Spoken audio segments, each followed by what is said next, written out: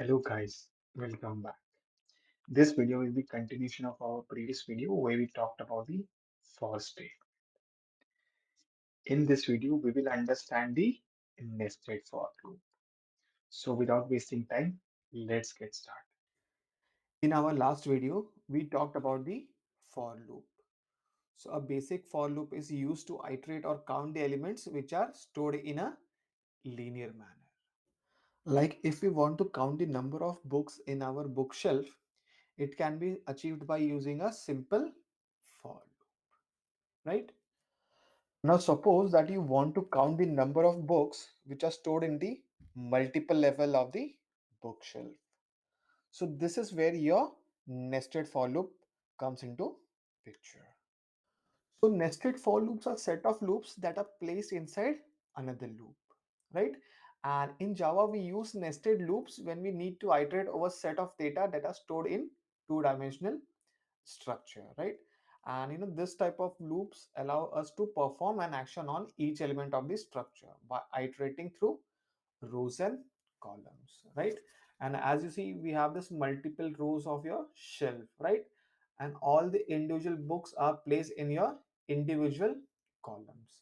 So if I break down this with the help of the cells, so it will be consisting of rows and column. So let me show you this.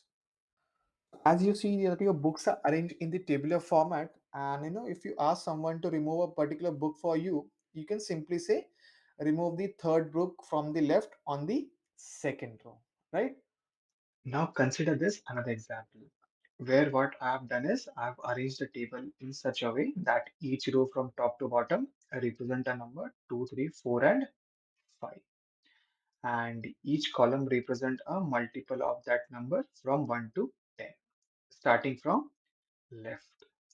So let us see how we can use the nested for loop to print the following structure. But before we look at the program, let us look at the syntax of the nested for loop.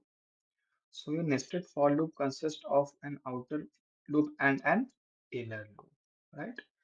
So your inner loop will iterate over each element in current row, and your outer loop will iterate over each row in the structure. All right. So now let us look at the program.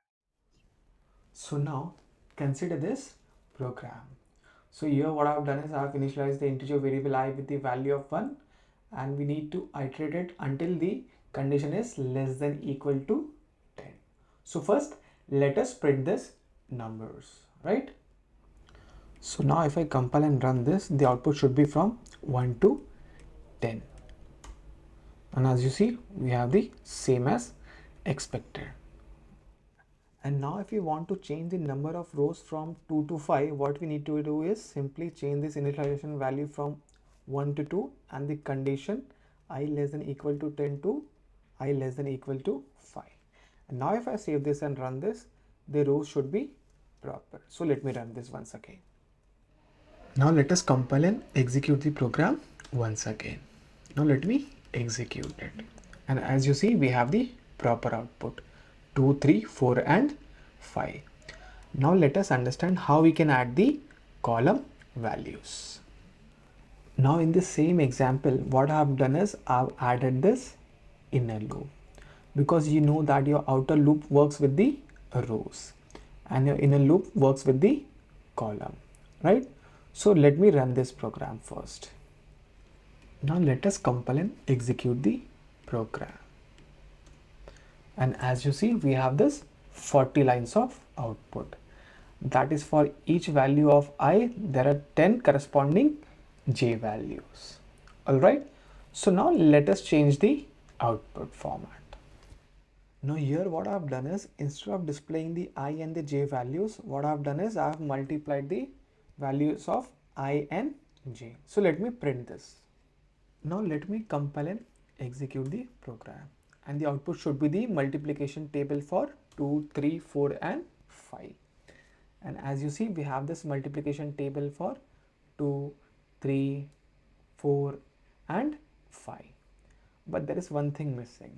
That is, they are not properly arranged and the output is displayed in the row format, right? So let us add column to the output.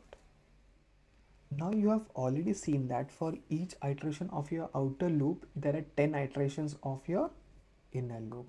That is, your inner loop is run 10 times, because we have initialized it with the value of j equal to 1, and it is going on until j is equal to 10, right? So that's the reason you have your inner loop running for 10 times and your outer loop running for 4 times, right?